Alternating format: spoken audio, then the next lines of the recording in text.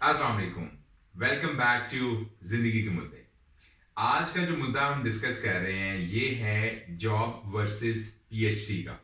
हमारे पास यहाँ पे जो बॉयज़ हैं ये उसामा साहब हैं, पहले भी एक दो वीडियो में ये आए हैं।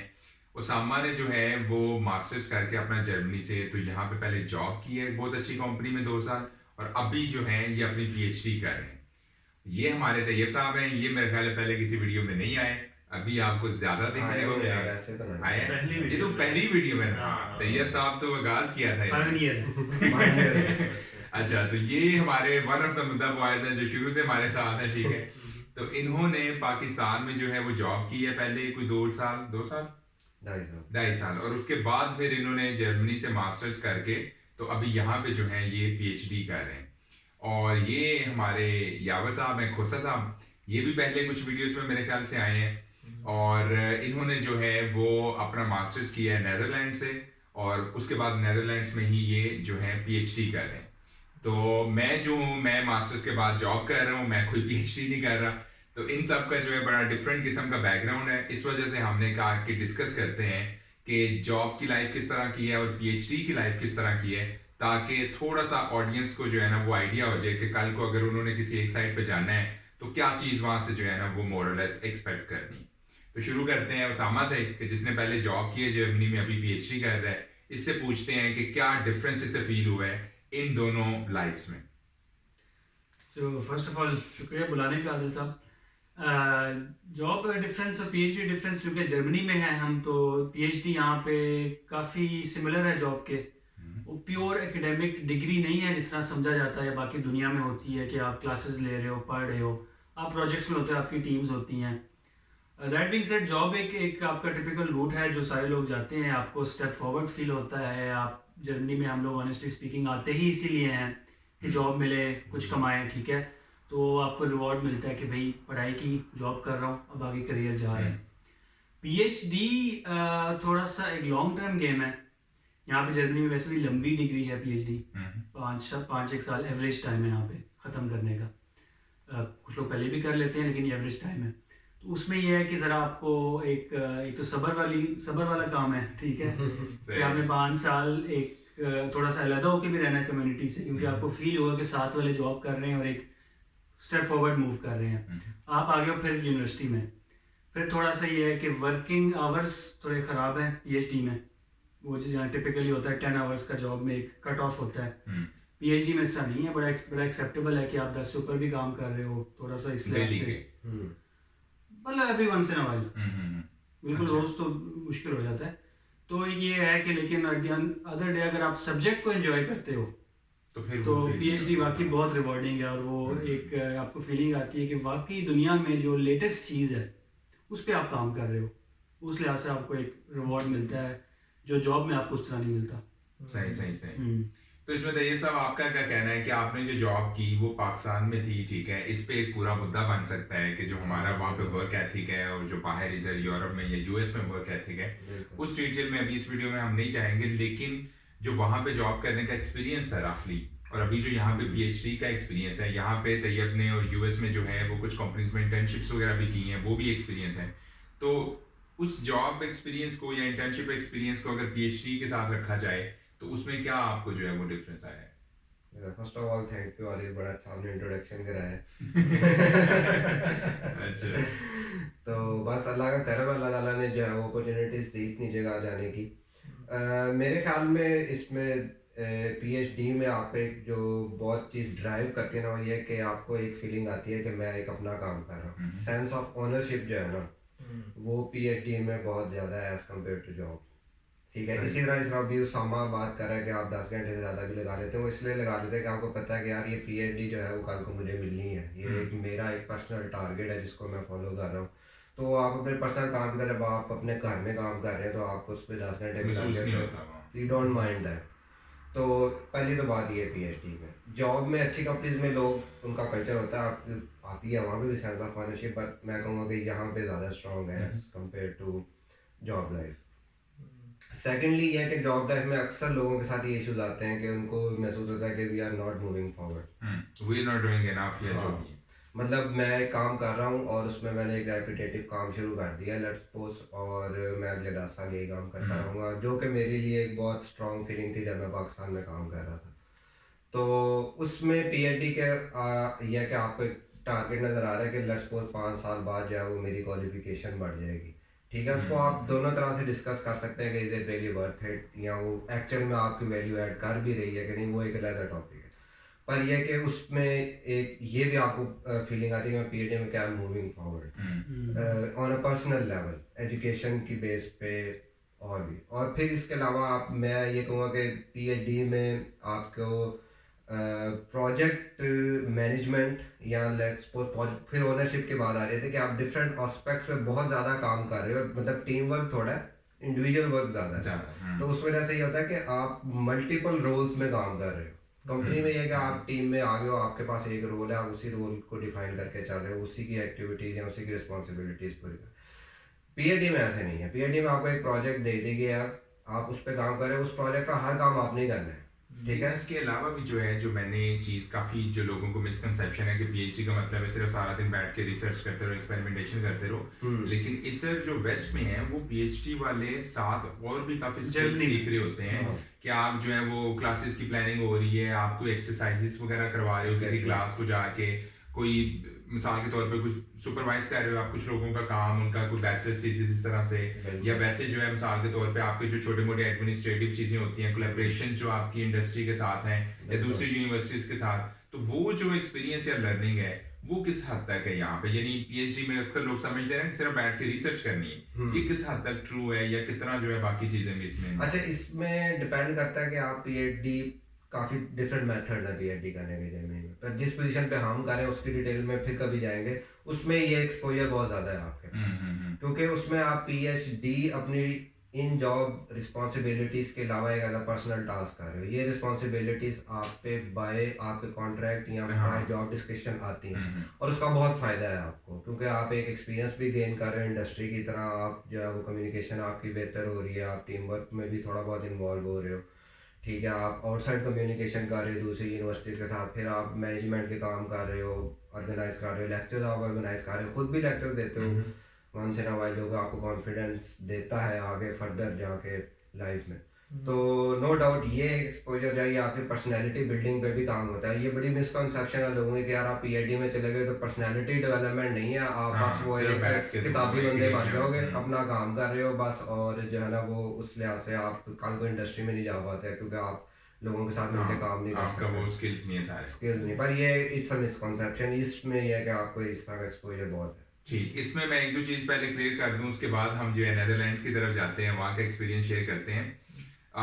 जो पीएचडीज लोग करने आते हैं किसी स्कॉलरशिप में, जैसे जर्मनी में अगर आप डार्ट स्कॉलरशिप पे आ रहे हैं या किसी और कंट्री में आप किसी और स्कॉलरशिप पे जा रहे हैं, तो डिपेंडिंग अपॉन द स्कॉलरशिप, लेकिन आमतौर पे अगर देखा जाए तो आपको एक वो रीजनेबल आप कह लें कि जो है ना स्टाइपेंड दे रहे होते हैं मंथली, आपका जो है वो रेंट, खर्चा, उठना बैठना, ये वो सारी चीज़ें इजीली आपकी जो है वो कवर उसमें हो जाती हैं, लेकिन उसमें प्रॉपर जॉब की तरह आपकी कुछ सेविंग्स वगैरह ये वो नहीं होती, आप उसकी बेस पे और 2-3 लोगों को सपोर्ट नहीं कर सकते। वो सिर्फ ये होता है डिपेंडिंग अपॉन कि आप किस कंट्री में है, वहाँ पे एवरेज क्या है पैसों की, वो सिर्फ ये होता है कि आप एज एन इंडिविजुअल बड़े आराम से अपना आप जो है वो संभाल सकते हो, ठीक है। लेकिन अगर आप जो है प्रॉपर किसी यूनिवर्सिटी की फंडिंग में पीएचडी करते हो, जो उस डिपार्टमेंट की फंडिंग है या किसी प्रोजेक्ट की फंडिंग यूरोपियन यूनियन से या कहीं और से आई हुई है, तो उसमें क्या होता है कि जो एक रेगुलर जॉब होती है, जो इंडस्ट्री में एक बंदा ऑन एवरेज पे लेता है, तो वो आपको उसका 50% या उसका इवन 70 या 80% तक जो है वो मिल रहा होता है। तो उस जॉब में जैसे अभी तैयब ने कहा है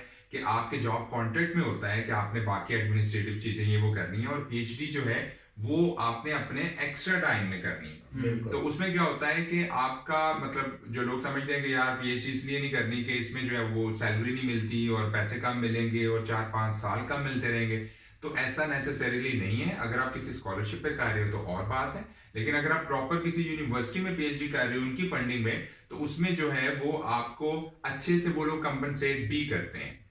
और इसमें मैं थोड़ी सी एक बात ऐड करना चाहूँगा, फिर आप मियावर को मौका देंगे बात करने का।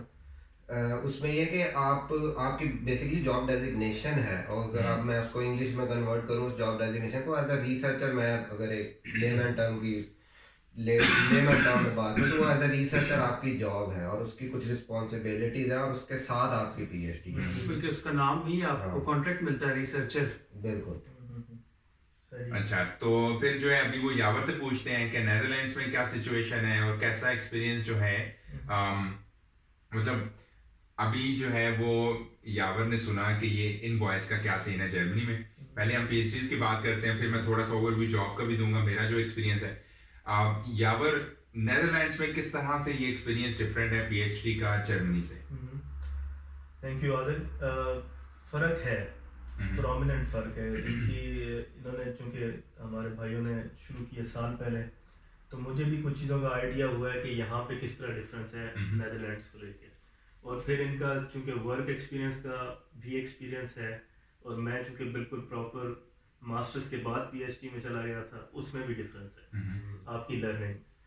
एक तो ये है कि जो जर्मनी में ये बता रहे हैं कि जी पीएचडी आपने साइट पे करनी है, हमारा ऐसा नहीं है। हमारा प्रोमिनेंटली आप पीएचडी कर रहे हैं, आपका प्रोजेक्ट वो है, उसका कॉन्ट्रैक्ट है 4 साल का, उसको आपने फिनिश करना है। उससे रिलेटेड जो बाकी सारी एक्टिविटीज़ हैं वो भी आपने करनी है, लेकिन वो उस तरह से आपका मेन टारगेट नहीं है। आपका जो डेजिग्नेटेड रोल है वो पीएचडी कैंडिडेट है, तो आपने बेसिकली अपना थीसिस डेवलप करना है और उसकी तरफ काम करना है। एक तो ये है। दूसरा ये है कि जो लर्निंग है, अगर आप मास्टर्स के बाद जा रहे हैं जॉब, अगर आप जॉब की तरफ आप नहीं गए तो फ़र्क है। यानी अगर आप पहले स्टूडेंट थे, बैचलर स्टूडेंट थे, फिर आप मास्टर स्टूडेंट थे, अब आप पीएचडी में आ गए, तो एक प्रोमिनेंट फ़र्क महसूस होता है आपको। उसमें यह है कि लोग आपको और तरह से डील करना शुरू कर देते हैं कि जी आप अब पीएचडी हो गए। लेट्स से आपने मास्टर्स किया है, अब आप महीना हुआ है आपने पीएचडी प्रोजेक्ट शुरू किया है, तो लोग आपको और तरह से डील डॉक्टर साहब कहते हैं। डॉक्टर साहब उनका ये परसेप्शन है कि नहीं कहना चाहिए कि आपको सब आइडिया हो गया, लेकिन आपके लिए वो एक बहुत बड़ी लर्निंग है। और उसमें ये है कि जो प्रोमिनेंट फ़र्क मुझे लगता है जॉब में और पीएचडी में, वो ये है कि जो पीएचडी का आपका टॉपिक है वो 24/7 आपके साथ है। और खसूसन पहले साल 1.5 साल में आप सो रहे हैं, जाग रहे हैं, खाना पका रहे हैं, आपके जहन में चल रहा है कि यार मैं किस तरह अपना प्रोजेक्ट जो है उसे मैच्योर, मतलब वो कमिटमेंट में एक प्रॉपर जो है आपका अपना काम है, आपने वो आपका लेट्स से कि जो हम टर्म यूज करते हैं कॉर्पोरेट वर्ल्ड में कि वो आपका बेबी है, ठीक है। वो प्रोजेक्ट जो है जिसे आपने जो है वो प्रॉपर जो है ना वो कह लें कि बड़ा करना है और ख़त्म करना है उस चीज़ को, फिर आपने जो है प्रोजेक्ट को। डेफिनेटली ये जो चीज़ है ये, और इसमें बंदा बहुत सीखता है। टाइम मैनेजमेंट सीखता है, स्टेक होल्डर मैनेजमेंट सीखता है, प्रोजेक्ट मैनेजमेंट सीखता है, एक्सपेक्टेशंस मैनेजमेंट सीखता है, क्योंकि लोग हर तरह की आपसे एक्सपेक्टेशन रख रहे होते हैं। फिर मुख्तलिफ रोल्स आपने करने हैं, जैसे आपने कहा कि आप क्लासेस में लेक्चर्स दे रहे हैं, सुपरविजन कर रहे हैं, आप खुद रिसर्च कर रहे हैं, आप पेपर्स पढ़ रहे हैं, आप पेपर लिख रहे हैं, ये सारा कुछ एक बहुत बड़ी लर्निंग है। फिर दूसरी बात यह है कि जो एकेडेमिया बजाते खुद है, जाहिर है कि उसमें हर तरह की एफर्ट्स हो रही हैं, लेकिन अल्टीमेटली तो आप नॉलेज में कंट्रीब्यूट करना चाहते हैं, लेकिन सारे वो नहीं कर रहे ऐसे ये भी आपको टाइम के साथ आइडिया होता है। यानी कि एक समंदर है पूरा, अगर आप एक टॉपिक को समझना चाहते हैं तो आपको 300 पेपर मिल जाएंगे। ये फिर एक स्किल है कि आपने अपना टॉपिक कैसे बनाना है, उसको आगे कैसे लेके जाना। तो ये एक जो है ना अच्छी लर्निंग है कि ये आप पीएचडी में ये चीज़ें सीखते हैं, ये आपका एक ऐसा एटीट्यूड बनाती हैं कल को कि दुनिया में आप जब जाते हो कोई भी प्रॉब्लम है आप उसको सॉल्व कर सकते हो। यानी मैंने ये नोट किया कि वो एक सेल्फ कॉन्फिडेंस आ जाता है लोगों में आम तौर पे कि यार ठीक है, मैंने ये अगर पीएचडी कर ली है, मैंने पेपर छाप ली है, पब्लिश कर ली है, जो एक बजाते खुद एक बहुत बड़ी लर्निंग है। आपको लगता है कि जी मैंने पेपर लिखा है, उसामा भाई भी कह रहे थे कि 6-7 महीने लगा के आपने जमा कराया है, आपको कमेंट्स आएंगे कि उनसे आपको लगेगा कि ओहो मैंने तो कुछ किया ही नहीं। लेकिन जब आप उस प्रोसेस से गुजरते हैं, बाद में रिफ्लेक्ट करते हैं, आप समझते हैं कि हाँ यार मैंने बहुत कुछ सीखा है। तो अगर मुझे अब 3रा साल है पीएचडी में, मैंने जब पीएचडी चूज़ की, क्योंकि मुझे उस टाइम जॉब मिल रही थी, आपको पता है, उस टाइम मेरा मोटिवेशन ये था कि यार मैं 4 साल बाद क्या जॉब करके पीछे बैठ के देखूंगा कि ये मैंने ज़्यादा लर्न किया या पीएचडी। मुझे लग रहा था कि यार ये पीएचडी का जो डायरेक्शन है मुझे इसकी इतनी समझ नहीं है, अगर मैं इसमें जाऊंगा तो मैं ज़्यादा सीखूंगा। तो पर्सनल आपकी एक एटीट्यूड आप डेवलप करते हैं पीएचडी से, काफ़ी स्किल सेट आप इम्प्रूव करते हैं, और दूसरा एक एकेडेमिया जो बजाते खुद एक पूरी एक समंदर है उसको समझने की कोशिश करते हैं। तो ये मेरी तो अब तक की लर्निंग है, और जर्मनी से डिफरेंट है हमारा हाँ, कॉन्सेप्ट। सही सही। ये जो है ये काफ़ी मतलब जो आखिरी बात यावर ने की जो लर्निंग है, यही बात मैंने नेक्स्ट करनी थी इन सब का एक्सपीरियंस पूछ के कि मैंने पीएचडी नहीं की, ठीक है, अपॉर्चुनिटी थी, आप कर सकते थे, अभी भी कर सकते हो, अभी 2 साल हुए हैं मुझे जॉब स्टार्ट किए हुए। हर बंदे का डिफरेंट एप्टीट्यूड होता है। कुछ लोग हैं जो कहते हैं कि यार मैंने किसी सब्जेक्ट को लेके, टेक्निकल सब्जेक्ट को, उसको इन डेप्थ मैंने एक्सप्लोर करना है। कुछ बंदों का एप्टीट्यूड होता है कि यार मैं पीपल्स पर्सन हूँ, मुझे लोगों को मैनेज करना अच्छा लगता है, या और चीज़ों को। आप एमबीए वाली साइड पे चले जाते हो, या आप कहते हो कि यार, अब जैसे मेरे केस में था कि आप एक ट्रेनिंग प्रोग्राम करते हो जो कि एक किस्म का प्रैक्टिकल एमबीए है, कि आप उसके थ्रू जो है वो इंडस्ट्री में रहते हुए सीखते हो, डिफरेंट डिपार्टमेंट्स में, डिफरेंट लोकेशंस पे, ठीक है, जिससे आप सारी सप्लाई चेन को अंडरस्टैंड करते हो। या कुछ लोग हैं जर्मनी में, ये काफी अच्छा कॉन्सेप्ट है कि जो इंडस्ट्री में पीएचडी करते हैं, वो 3 से 4 साल का प्रोजेक्ट होता है, और आप प्रॉपर कंपनी में रह के किसी यूनि के साथ कोलैबोरेशन में जो है, क्योंकि डिग्री तो किसी यूनिवर्सिटी ने देनी है ना प्रोफेसर के थ्रू, तो वहां पे वो लोग पीएचडी करते हैं। तो पहले मैं सोचता था कि आमतौर पे जैसे हम देखें यूएस में या पाकिस्तान में फॉर इंस्टेंस जो है, वो अक्सर क्या होता है कि एमबीए वाले लोग आके इंजीनियर्स को मैनेज कर रहे होते हैं। लेकिन अगर हम यूरोप में देखें, जर्मनी में खास तौर पे, तो इधर ये इतना ट्रेंड नहीं है। इधर ज्यादातर जो टेक्निकल कंपनीज के जो टॉप मैनेजर्स हैं, वो मोस्टली पीएचडीज ही हैं, या पीएचडीज नहीं है, सिंपल इंजीनियर्स हैं, एमबीएज नहीं है, सही है। क्योंकि इधर ये है कि by the end of the day अगर हम पीएचडी की बात करें कि क्यों मोस्टली लोग इनके यूनिवर्सिटी के बाद जो है वो इंडस्ट्री में चले जाते हैं, अगर हम कंपेयर करें बाकी कुछ कंट्रीज में, कि पीएचडी का मतलब होता है कि यार सारी उम्र एकेडेमिया में गुजारनी है, यूनी में गुजारनी है। हालांकि जर्मनी में ऐसा नहीं है, और इसकी बहुत बड़ी वजह ये है, ये जो यावर बात कह रहा था, कि जो आपकी लर्निंग है 4-5 साल में, वो इंडस्ट्री के लिए बहुत इंपॉर्टेंट है। इंडस्ट्री बहुत वैल्यू करती है उस चीज की, कि यार एक प्रोजेक्ट को कमिटमेंट दी है बंदे ने 4 से 5 साल के लिए, और जो भी हर्डल्स वगैरह आई, जो भी प्रॉब्लम सॉल्विंग थी, उन सारी चीजों को वो साथ लेके चला है। क्योंकि डिपेंडिंग अपॉन कि आपका रोल क्या है कंपनी में, मिसाल के तौर पे अगर तो आप आर&डी में हैं, तो फिर तो आप पीएचडी जैसा ही मोरलेस काम कर रहे हैं। लेकिन अगर आप लेट्स से कि मैन्युफैक्चरिंग साइड पे हैं, लॉजिस्टिक्स पे हैं, या किसी भी और फील्ड में हैं जहां पे आप प्रोजेक्ट मैनेजमेंट नहीं कर रहे, कोई नया प्रोजेक्ट उस पर आप काम नहीं कर रहे, बल्कि जो डे टू डे टास्क है अगर आप वो कर रहे हो, तो वो फिर वही बात है तैयब वाली, कि वो मोरलेस आप एक ही चीज कर रहे हो, और एक पॉइंट पे आके या तो आप कहते हो मैं आगे कहीं और मूव ऑन करूं, कुछ और करूं, या फिर आप कहते हो कि यार मैं अब ये ज्यादा नहीं कर सकता, मेरी कोई लर्निंग नहीं हो रही, वही चीज मैं बार बार करे जा रहा हूँ, ठीक है। लेकिन इसमें क्या होता है कि अगर आप कहते हो कि जो मेन प्रोजेक्ट्स हैं कंपनी लेवल पे, अगर हम उनकी बात करें, बेशक वो पूरी कंपनी को नहीं भी फॉर इंस्टेंस उस लेवल पे चल रहे हैं, अगर वो छोटे किसी बिजनेस लेवल पे भी है, विद इन द कंपनी किसी डिपार्टमेंट लेवल पे, तो वो कभी भी 3 महीने में 2 महीने में खत्म नहीं हो जाते। 2, 3, 4 साल बहुत कॉमन टाइमलाइन है, इवन 5 साल भी जो है कंपनीज में। हाँ, 2 साल का कहा जाता है मोस्टली प्रोजेक्ट्स का, कि return on investment with in 2 साल आना चाहिए, या 1 साल जो भी है।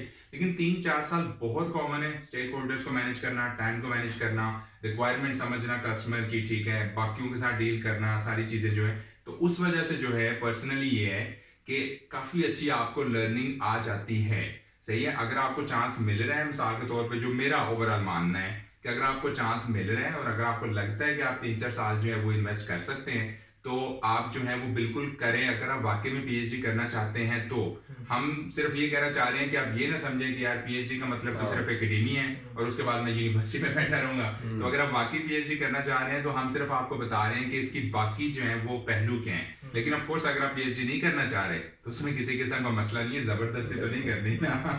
मतलब सब्जेक्ट में इंटरेस्ट तो होनी चाहिए। हाँ। मतलब ठीक है, एकेडेमिया के अलावा भी बहुत कुछ है, लेकिन at the end of the day है एकेडेमिया ही। तो ये है कि पढ़ना पड़ता है आपको, आपके इंटरेस्ट हो। लेकिन ये वाकई गलत मिसकंसेप्शन है कि आप सिर्फ पढ़ाई तक रह जाएंगे, और भी बहुत काम है। और नहीं, ये भी है कि जरूरी नहीं है कि आपने पीएचडी के बाद एकेडेमिया में ही रहना है। हाँ, वो 5 साल के एकेडेमिया में है या 3 साल, 5 साल बड़ा टाइम होता है। हाँ, पर उसके बाद you always have the option to go to industry as well. एक बात जो आदिल इसमें ऐड करने वाली है, वो इल्म वाली बात है। कि इल्म जो है वो मोमिन की खोई हुई मिरास है। तो आप इसको इस एंगल से भी अप्रोच करेंगे, यार मुझे मौका मिल रहा है मजीद सीखने का, मुझे पैसे मिल रहे हैं उस काम को करने के लिए, और इज्जत भी मिल रही है माशरे से। तो आपको अगर अपॉर्चुनिटी मिल रही है और आपका इंटरेस्ट है, तो आप जरूर उसे परसू करें। और तैयब की बात है, आदिल की भी बात है कि अगर आप बाद में इंडस्ट्री में जाना चाहते हैं, तो आप बिल्कुल जा सकते हैं उन स्किल सेट्स के साथ। जी, तो ये मोरलेस जो है वो इस वीडियो का मुद्दा था। उम्मीद है कि आपको पसंद आया होगा, थोड़ा सा आपको क्लैरिटी आई होगी कि जो पीएचडी की लाइफ है वो किस तरह की है, जॉब की लाइफ है, उस पर हमने बहुत ज़्यादा बात नहीं की क्योंकि हम कह रहे थे कि उस पर अलग से वीडियो बनाई जा सकती है। तो अपना बहुत सारा ख्याल रखें, ज़िंदगी के और मुद्दों को समझने के लिए देखते रहें ज़िंदगी के मुद्दे। अल्लाह हाफिज़। अल्लाह अल्लाह हाफिज़।